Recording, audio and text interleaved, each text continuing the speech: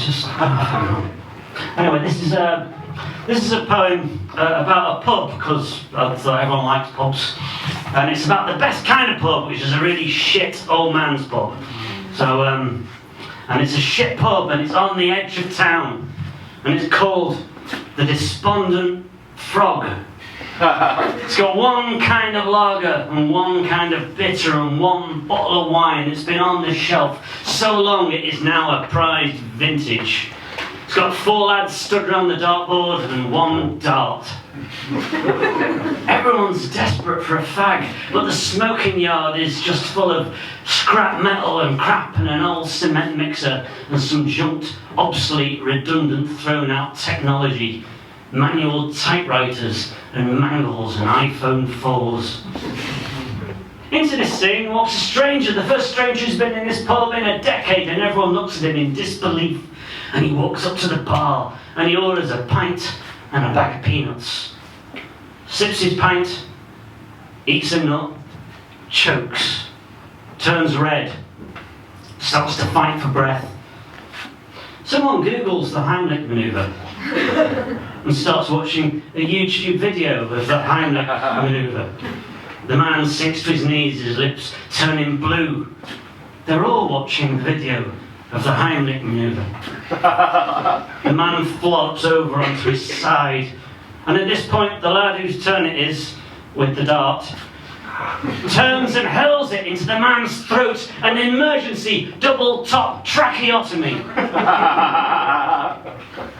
And the man does not stop breathing again. Instead, the wound in his neck opens up into a slit that runs the length of his body. He opens like a sleeping bag, and from within emerges a creature that resembles a cross between a fire-breathing lizard and a very cute, small family dog. The creature looks at the drinkers look at the creature, and the creature says, "I am from the management team at the brewery. And I've seen enough of this pub. Initiate gentrification!" Reality shifts and shimmers, and all the crap from in the smoking yard disappears and rematerializes, artfully arranged on the walls, the mangles and the manual typewriters, but not the iPhone 4. That's a bit too recent to have acquired any vintage cachet.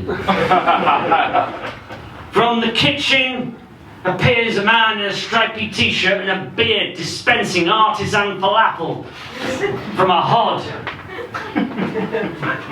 The craft ales replace the lager and the beer. And the creature looks upon the drinks and said, "Let them have their nicotine fix." And with a shrug of his head, he engineers a nationwide hipster revival of chewing tobacco. And every pub in Britain resounds to the whack and ding of the spittoon, which slowly fills with expectorated black liquid topped with creamy white fluid, which is repurposed and sold as craft stout. Thank you.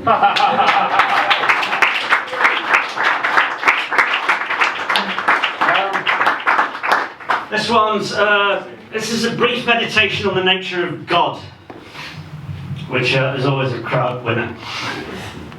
So a priest, a philosopher, and a theologian, they walk into a bar, right? And the barman's in touch with his spiritual side, which is always tiresome. And in the corner's an atheist, sat on his own, railing against injustice the way he's like to do. And everyone wants to know, where's God? Well, I'll tell you, God's on holiday, mate. And you know that feeling you get when you go away that you might have left the gas on? God gets that all the time. And he can't stop trying on hats, no matter how stupid they make him look. This is because God is an artist. He has a mystique to maintain. He is a cosmic filmmaker. Jesus was his Alfred Hitchcock-style director's cameo. In another universe, Christ appears as a fat man carrying a cello, just missing a bus. On his last manifestation on earth, God appeared as a small child that had lost its mum in Woolworths, stood by the pecker mix going, "Wah! Wah! Wah! Wah!" And someone, I think it might have been, it was you. You went up to God, and you held God's hand, and you led God over to the security office, and you left God there. Basically, You abandoned God in lost property, and the universe has been all to cock ever since. And it is all your fault, you gobshite. Which leaves us with a priest, a philosopher, and a theologian, and they're in a bar, and out of the corner of their eye, one of them sees him. He's playing the fruit machine, he's got the beard and the halo and the sandals, he's got the lot. And the fruit machine pays out for the first time in the 1,000 years that the fruit machine has stood there in this pub. And they sink to their knees and they say, God, tell us the secrets, God, tell us the mysteries. How do you marshal the moon and the sun and the stars and the planets and keep the comets in their courses? And God just shrugs and goes, nah, not telling you that. And the theologian says, no, God, I need to know. Why is there war and misery and murder and Morrissey? Tell us, God! And God just holds out his phone and says, that one's easy. There's an app. It's called free will. Thanks.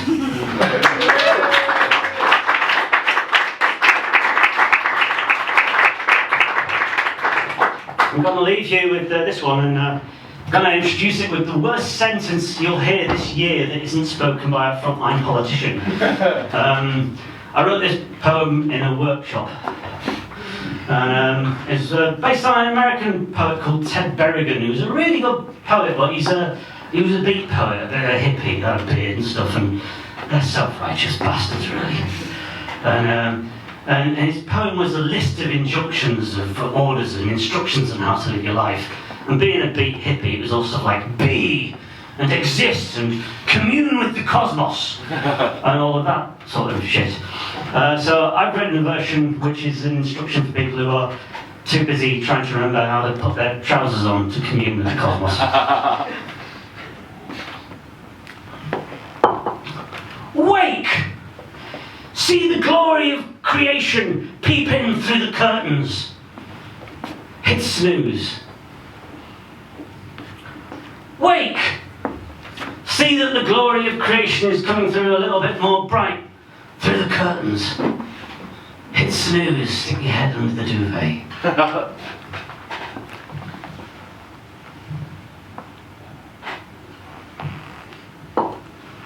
Wake.